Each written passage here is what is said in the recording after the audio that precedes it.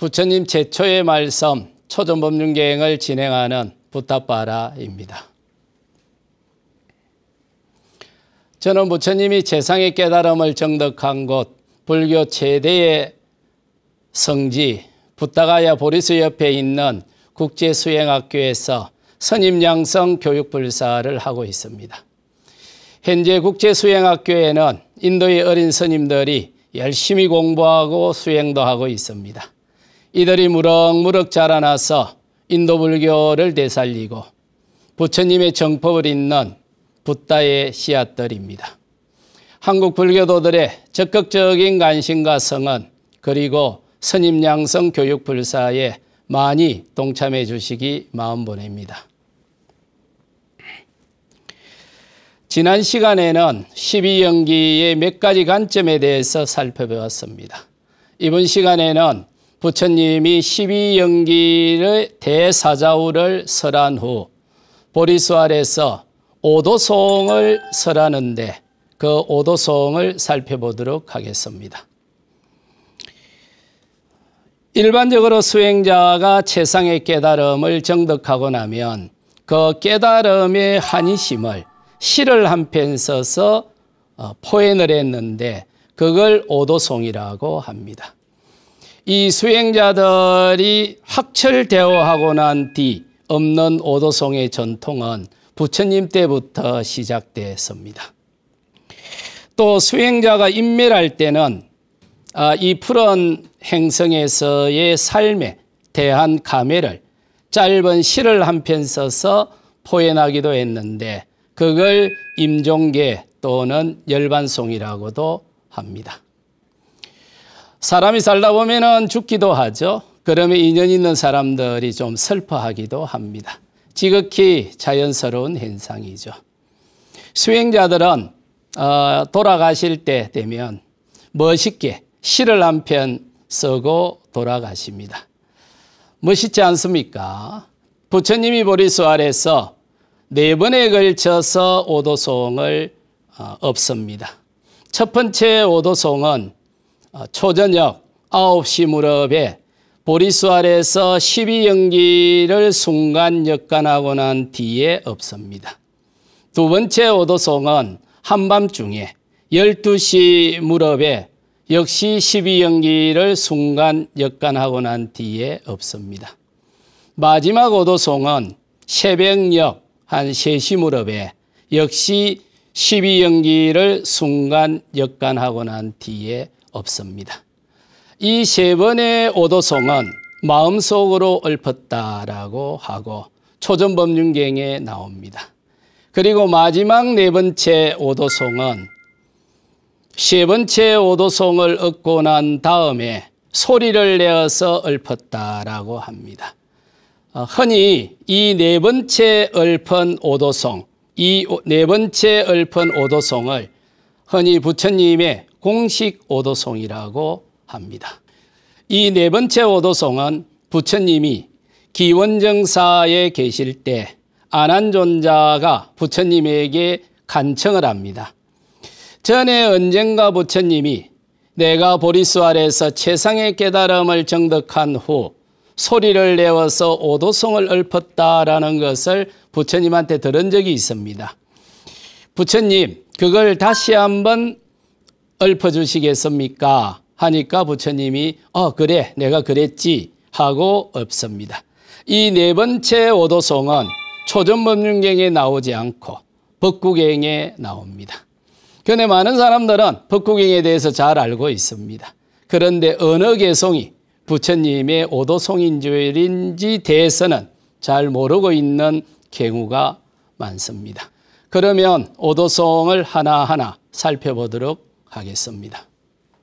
부처님 첫 번째 오도송은 부처님이 최상의 깨달음을 정득한 후 엎는데 흔히 BCE 531년 음력 4월 보름에 부처님이 최상의 깨달음을 정득했다라고 합니다. 그리고 일주일이 지난 뒤에 오도송을 엎습니다. 그러니까 깨달음을 정득한 직후에 읊은 게 아니고 일주일 동안 보리수 아래서 그 깨달음의 느낌이 너무 좋더라는 거예요. 그래서 일주일 동안 그 느낌을 충분히 누리고 나서 오도송을 엎습니다. 그러니까 이제 부처님이 오도송을 엎은 시점은 BCE 531년 âm 력 4월 20 이튿날이 됩니다. 그날 저녁 초저녁에 한 9시 무렵에 오도송을 엎었다고 합니다. 이게 첫 번째 부처님이 엎은 오도송입니다.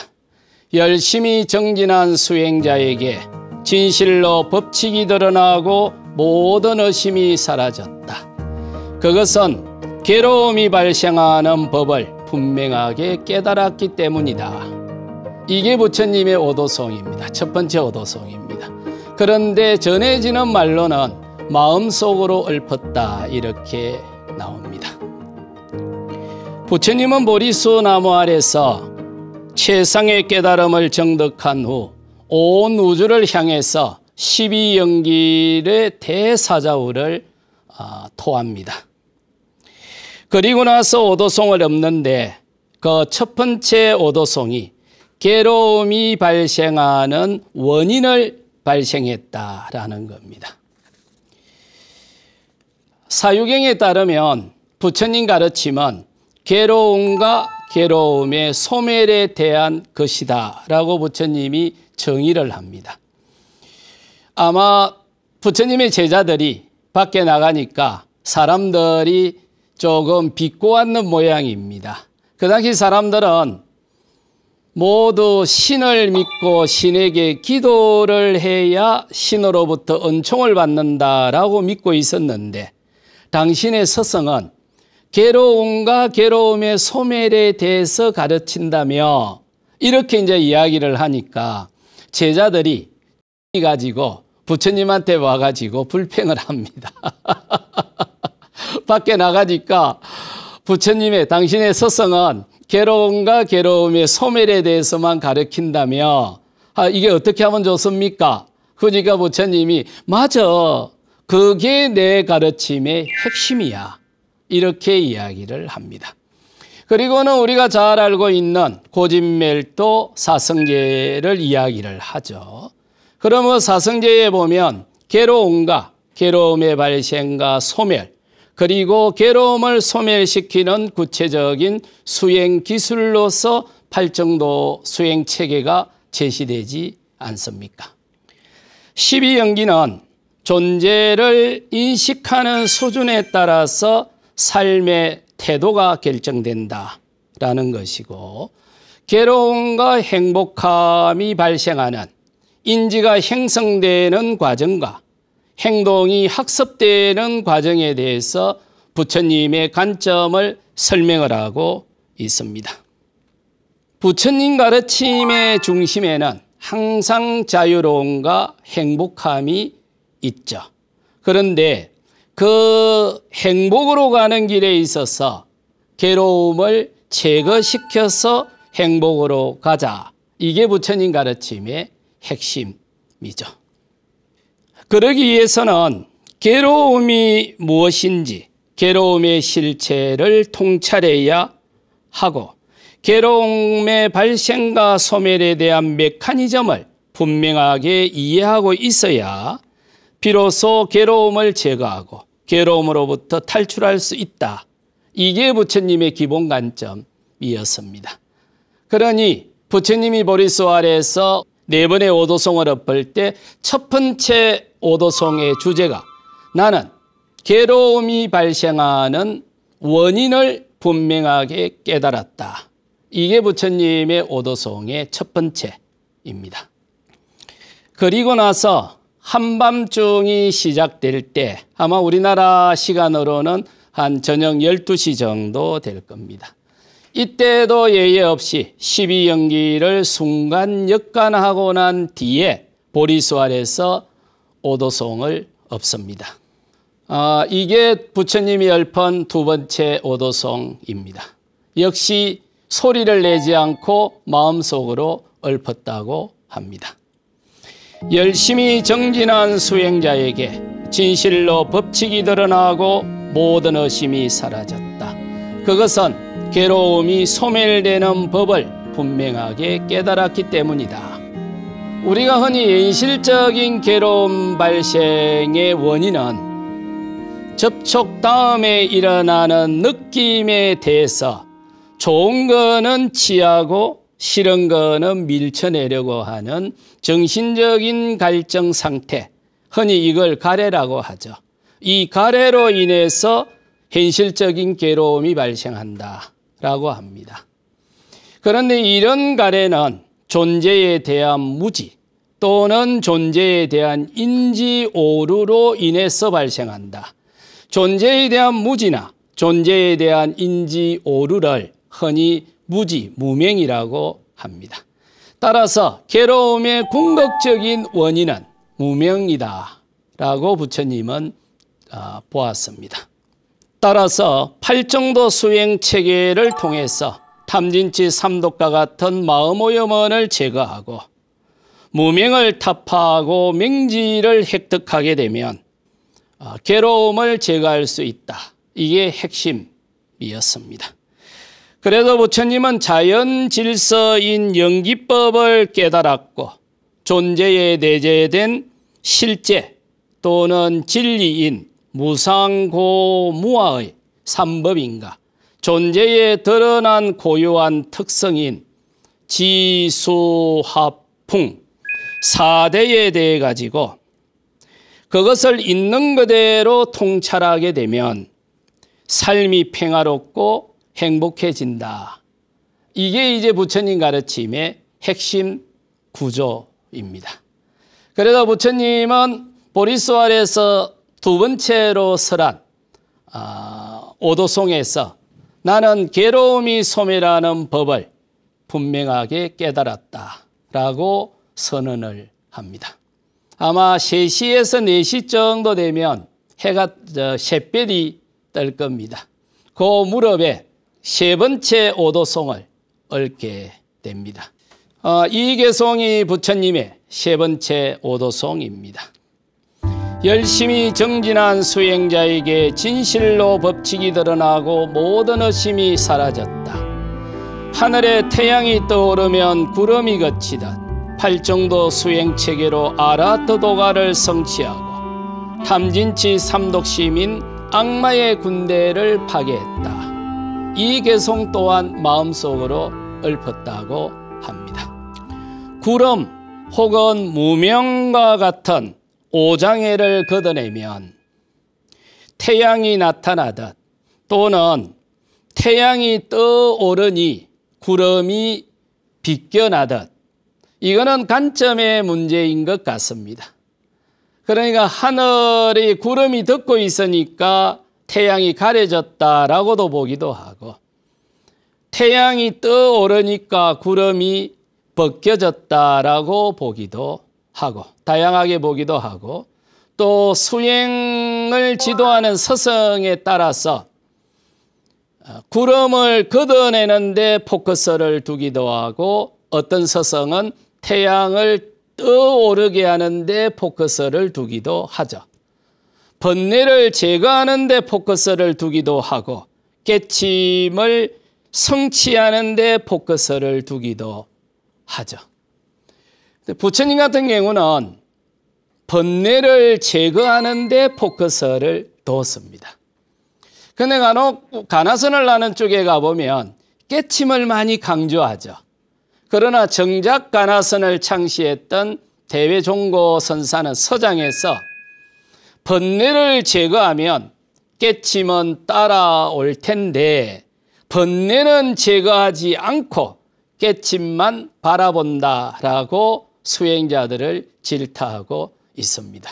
가나선의 창시자도 번뇌의 제거가 먼저다라고 봤습니다. 그래서 구름을 걷어내면 태양은 자연스럽게 떠오른다. 이게 가나선을 창시했던 대외종고의 관점이었고 불교와 불교 수행을 창안했던 부처님의 핵심 관점이었습니다. 이 세 번째 오도송을 읊고 나서 부처님은 소리를 내어서 마지막 오도송을 읊었다고 합니다. 이것이 부처님이 네 번째 읊은 오도송입니다. 그리고 이 오도송은 흔히 부처님의 공식 오도송이라고 합니다. 오랜 세월 생사윤회 속에서 얼마나 힘든 삶을 살아왔던가. 이 몸을 만드는 신을 찾아다녔지만 끝내 찾지 못하고 수없는 생을 윤회하면서 고통을 받았다네. 고통을 일으키는 자여, 나는 이제 그대를 보았노라. 너는 이제 더 이상 고통을 일으키지 못하리라. 이제 모든 번뇌는 부서졌고 무지는 산산이 조각났고 나의 마음은 니바나에 이르렀고 모든 욕망은 파괴되어 아라하트 도가를 이루었다. 이 개송이 법국행에 나오는 개송입니다. 그리고 이 개송이 부처님의 공식 개송이기도 합니다. 이 개송은 크게 보면 두 문장으로 구성이 되어 있습니다. 첫 번째 문장은 부처님이 아라하트 도가를 성취하고 최상의 깨달음을 정득하기 전에 당신의 사정을 읊은 개송이고, 두 번째 개송은 부처님이 수행을 해서 보리수 아래에서 최상의 깨달음을 정득하고 아라하트 도가를 정득하고 난 뒤에 읊은 자기의 앓을 그대로 드러난 개송입니다. 그리고 이 개송의 내용은 이후 부처님이 45년 동안 활동하는 모든 활동의 뿌리가 됩니다. 첫 번째 문장에서 부처님은 이리 생각했다는 거예요. 그 당시 모든 사람들이 보편적으로 생각했던 것처럼 신이 있고 신이 만든 삶의 질서로서 윤회설이 있고, 그래서 신을 찾아다녔고 윤회설을 찾아서 열심히 노력했다. 그러나 끝내 그것을 찾지 못했다. 이런 표현을 하죠. 두 번째로는 우리가 살아가는 데 있어서 행복함은 알아서 하시고 현실적으로 우리가 불편하게 느끼는 것은 괴롭다는 느낌이니까, 그러면 우리가 현실적으로 느끼는 이 괴로움에 대해서 이 괴로움을 신이 일으키는 건가? 아니면 윤회의 메커니즘에 의해 가지고 일어나는 건가? 그 당시 사람은 그렇게 생각을 했다는 거예요. 그런데 부처님이 깨닫고 나서 보니까 번뇌와 무지가 내 삶의 고통을 일으키는 주체더라. 이렇게 딱 선언을 해버립니다.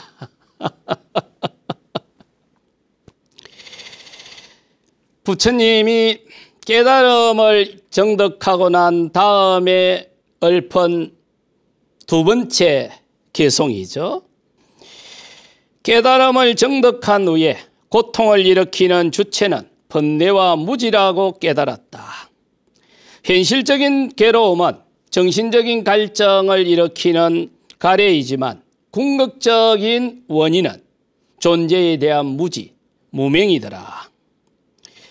따라서 최상의 행복감을 정득하기 위해서는 팔정도 수행 체계를 통해서 아라하트 도가를 정득하고 탐진치 삼독심의 뿌리를 뽑아버리면 괴로움을 일으키는 현실적인 원인인 가래를 제거할 수 있고 무지를 파괴할 수 있다.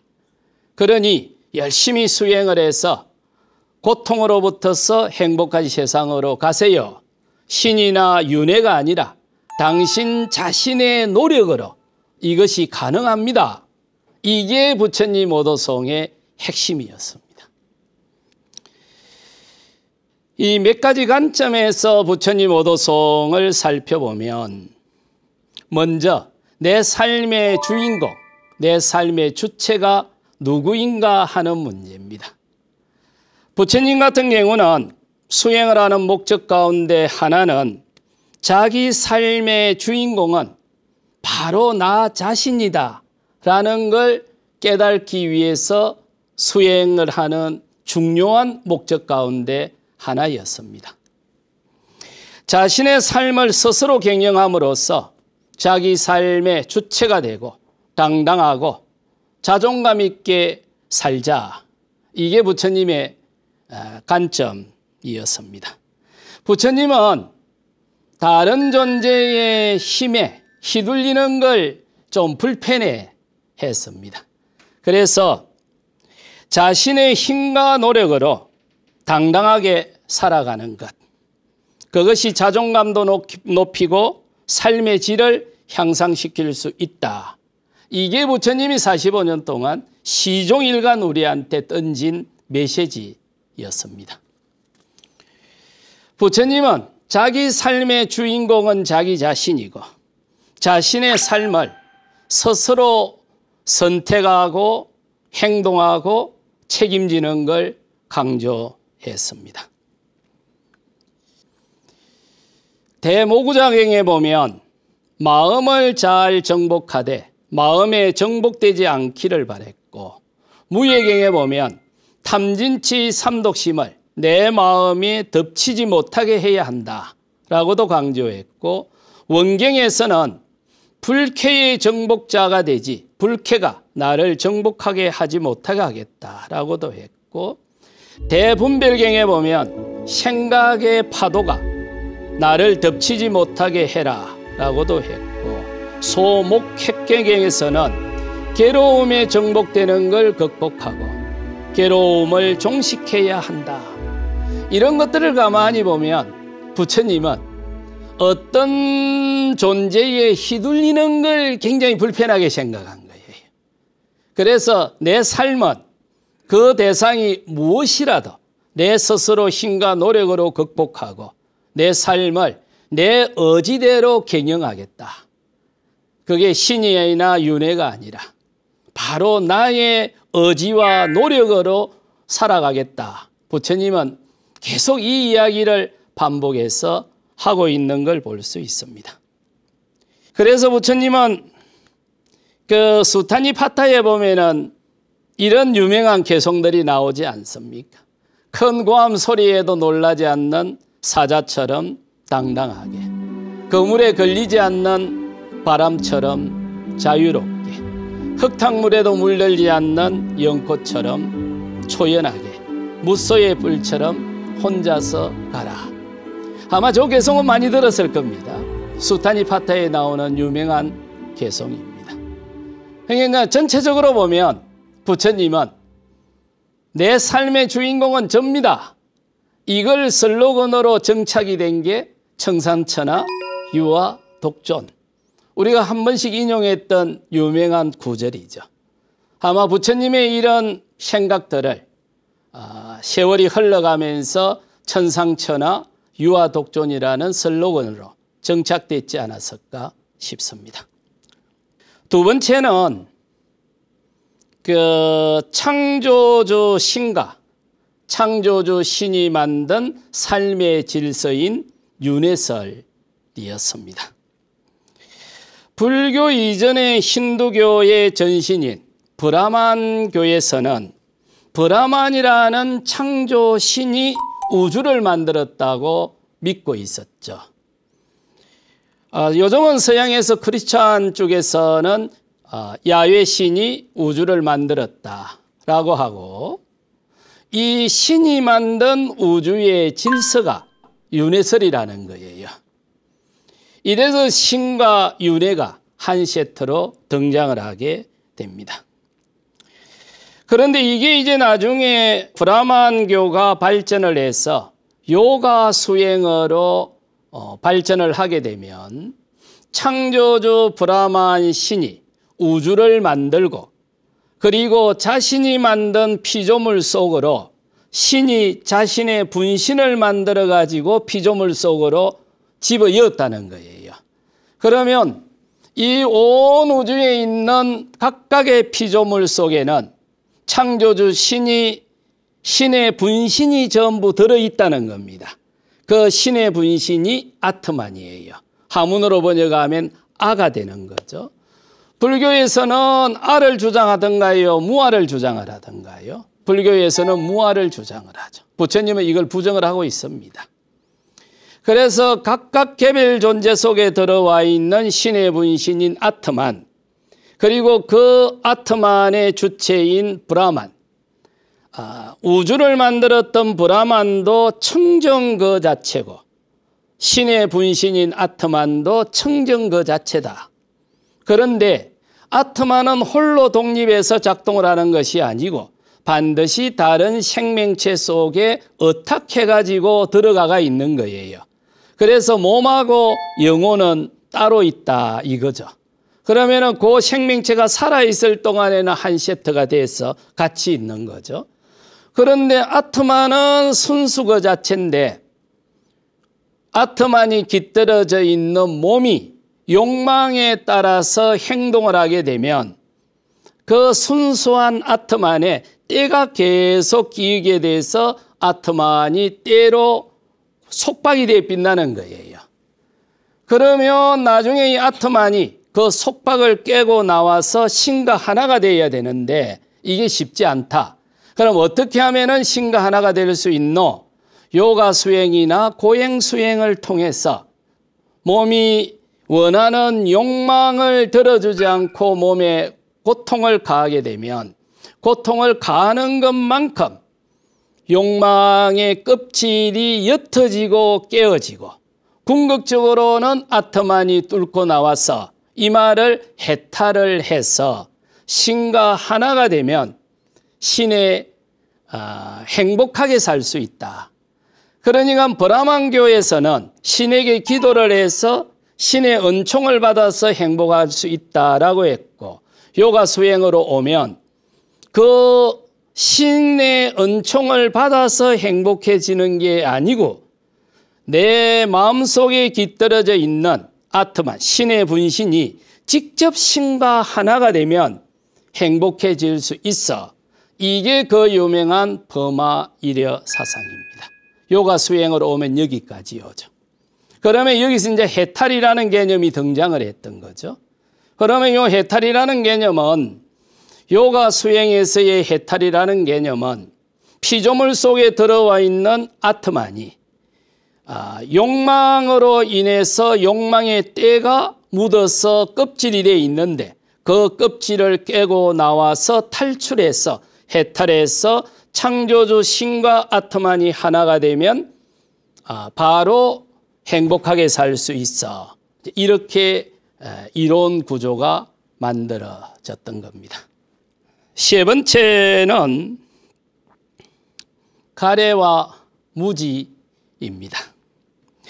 그런데 부처님은 깨닫고 나서 보니까 창조주 신이 있는 것이 아니고 신이 만든 삶의 질서인 윤회설이 있는 것도 아니고 오직 우리가 느끼는 괴로움은 우리 몸과 마음에 깃들어 있는 탐진치 삼독과 같은 마음 오염은 아사바, 번뇌 때문이고 그 번뇌로 인해서 존재에 내재된 실제, 존재에 드러난 고유한 특성 이런 것들을 볼 수 있는 안목이 무지해서 그러니까 번뇌와 무지로 인해 가지고 인지 오류를 범하게 되고 행동 오류를 범하게 되고 그릇이 쌓여가면서 내 삶이 괴로움 쪽으로 나아간다. 따라서 수행을 통해서 탐진치 삼독과 같은 무지를 제거하고 그리고 올바른 지혜, 존재에 내재된 실체를 통찰할 수 있는 안목의 수준이 높아지면 높아지는 것만큼 괴로움으로부터 해탈해서 행복으로 갈 수 있다. 이게 부처님의 행복론이었습니다. 그러면 이 요가 수행에서의 해탈과 행복론하고 부처님의 수행에서의 해탈과 행복론은 약간 뉘앙스가 다르죠. 그래서 요가 수행에서는 신과 신의 분신이 하나가 됨으로 해서 신의 은총을 받아서 행복할 수 있어 이랬고 부처님은 괴로움을 일으키는 주체인 번뇌 그리고 존재를 바라보는 안목 이것이 수준에 따라서 괴로움이 증가되기도 하고 행복함이 증가되기도 해. 그러니 열심히 수행을 해서 아사바를 제거하고 아사바의 속박으로부터 벗어나면 행복지수가 높아질 겁니다. 이거는 부처님의 행복론이고, 이걸 부처님이 보리수 아래서 읊은 네 번째 오도송의 핵심 내용이었습니다. 따라서 부처님은 수행을 통해서 탐진치 삼독심을 제거하고 마음 공간을 맑히면 모든 존재는 영기적으로 구성되어 있고 그런 존재의 실제를 통찰하는 알매 수준이 우리의 삶을 추동하는 원동력이자 주변수라는 걸 깨달았다는 겁니다. 이제 윤회설에 대해서 요즘 많은 사람들이 이러쿵저러쿵 이야기들을 많이 하더라고요. 그런데 저는 가급적 이 주제를 다루지 않으려고 무척 피해 왔습니다만, 초전법륜경의 부처님 오도송을 이야기할 적에는 이 주제를 피해갈 수가 없습니다. 왜냐하면 부처님이 이걸 주제를 가지고 오도송을 설했기 때문이죠. 그러면 부처님은 당신의 오도송에서 제시했던 관점은 분명합니다. 윤회로부터서 해탈하라라는 것이었습니다. 그런데 많은 사람들은 윤회 자체만 달아버리는 거예요. 그러니까 윤회로부터서 해탈하세요가 부처님의 핵심 가르침이었는데, 후세인들은 윤회 자체만 설명해버림으로 인해서 문제가 좀 복잡해져 버렸고, 어떤 의미에서는 부처님의 기본 관점을 벗어나 버렸지 않나 싶습니다. 어쨌든 부처님은 창조신 자체를 인정을 하지 않았습니다. 어떤 종류의 창조신이든 창조신을 인정을 안 했습니다. 아마 불교에 관련된 수많은 경전을 읽어봐도 어떤 신이 우주를 창조했다라는 구절은 찾아볼 수가 없습니다. 창조신이 인정되지 않는데 창조신이 만들었다는 윤회설이 인정된다라고 한다면 그것은 아마 자체 모순일 겁니다. 또 어떤 분들은 힌두교 윤회설과 불교 윤회설은 같다거나 다르다고 이야기들을 많이 합니다. 그런데 부처님은 대파애경에서 이렇게 주장을 합니다. 아마 사띠라는 부처님 제자로 출가했던 스님이 계셨는데, 부처님이 계시는 도량에서 법문을 하면서 윤회설을 설한 거예요. 그러니까 이제 이게 문제가 발생을 합니다. 그러니까 부처님이 사띠라는 스님을 불러서 이야기를 합니다. 사띠여, 왜 이 의식이 윤회한다는 악한 견해가 생겼나? 어리석은 자여, 의식도 영기적으로 생겨난 것이라고 여러 차례 법문어로 설하지 않았던가? 그것은 그대는 스스로 잘못 이해했어 오히려 우리를 왜곡하고 자신을 파괴하고 많은 해악을 낳는다. 그것은 진실로 그대를 오랜 세월 불이익과 고통으로 이끌 것이다. 그러니까 부처님이 여기서 당신이 수행하는 해상에서 윤회설을 설하는 당신의 직계 제자를 불러서 내가 언제 윤회설을 설하더노? 나는 영기설을 설했어. 이렇게 교정을 해주는 장면이 대파애경에 그대로 나옵니다. 그러니까 부처님은 나는 윤회설을 설하지 않았습니다. 저는 영기설을 설했습니다. 지금 시중에 있는 수많은 불교 철학서들은 부처님의 공식 세계관은 영기설이라고 되어 있을 겁니다. 모든 경전에서는 영기설이 나의 가르침이다 라고 규정을 하고 있습니다. 사후세계가 있다거나 없다거나 말더 많은 이야기들을 하죠. 있으면 뭐하고 없으면 뭐 하겠습니까? 그럼 있다고 해도 문제가 있고 없다고 해도 문제가 있을 겁니다. 있다고 하면 상견에 빠지는 거고 없다고 하면 단견에 빠지게 됩니다. 부처님은 단견과 상견을 극복해라. 그리고 나의 가르침은 단견과 상견이 아니고 바로 연기설이다 라고 거듭 강조하고 있습니다. 윤회가 있느냐 없느냐 하는 것은 존재론입니다.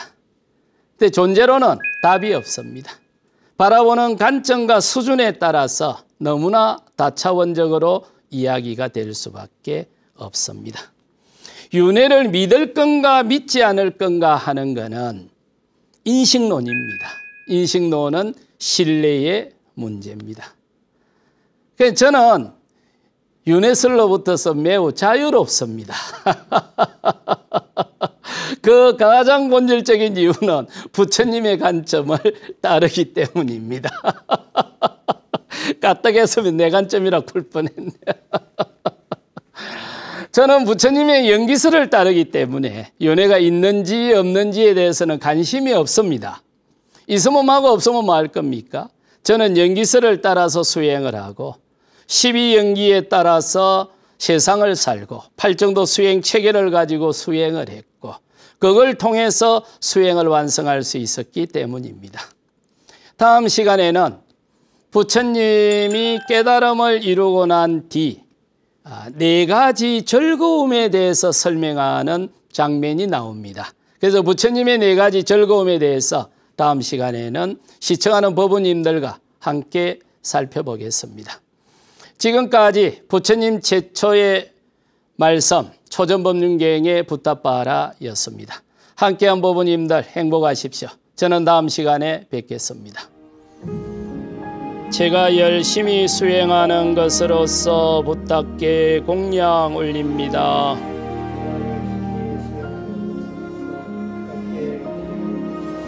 제가 열심히 수행하는 것으로서 담마에 공양 올립니다.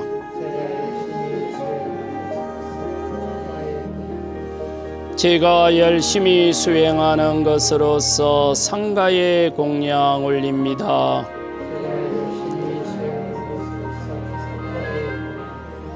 제가 열심히 수행하는 것으로서 모든 수행자들에게 공양 올립니다.